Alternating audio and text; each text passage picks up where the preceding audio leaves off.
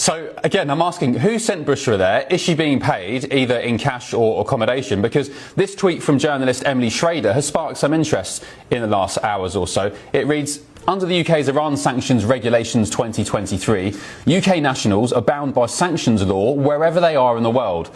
They are prohibited from dealing with the funds or economic resources of a designated person or from receiving economic resources from a designated entity. Now, it's worth stating that GB News cannot independently verify whether Bushra has been paid or received those types of benefits during her stay, which would include, as I said, hotels or accommodation. But it does raise serious questions. With me now is the journalist Emily Schrader, who I quoted just then at the top of the show. Emily, nice to see you. Your take on this, please. This seems to be a deliberate attempt by the Islamist regime to win some good PR in the West. Oh, absolutely. And I think all of the evidence you provided about Bushra to begin with speaks to really who she is. This isn't someone that's new to the shilling for the Islamic regime or even extremist Islamist terrorist organizations like Hamas. It's something that she has a long history of doing.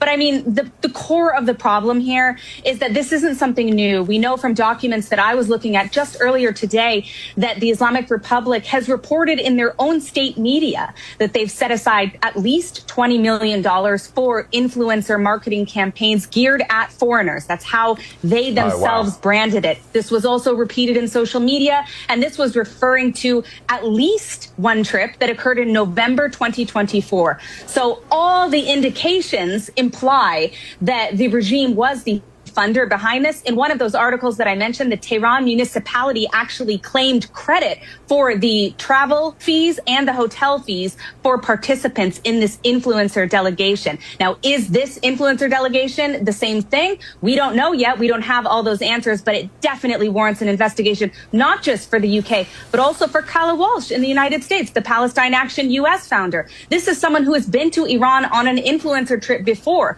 On that trip, she was filmed chanting death to America and death to Israel from a stage after she visited an IRGC military center. Now, how can you be allowed to do such a thing, given that there are tons of sanctions from the United States, and you have a government paying for you to produce content, even if you're not paid in terms of getting a check?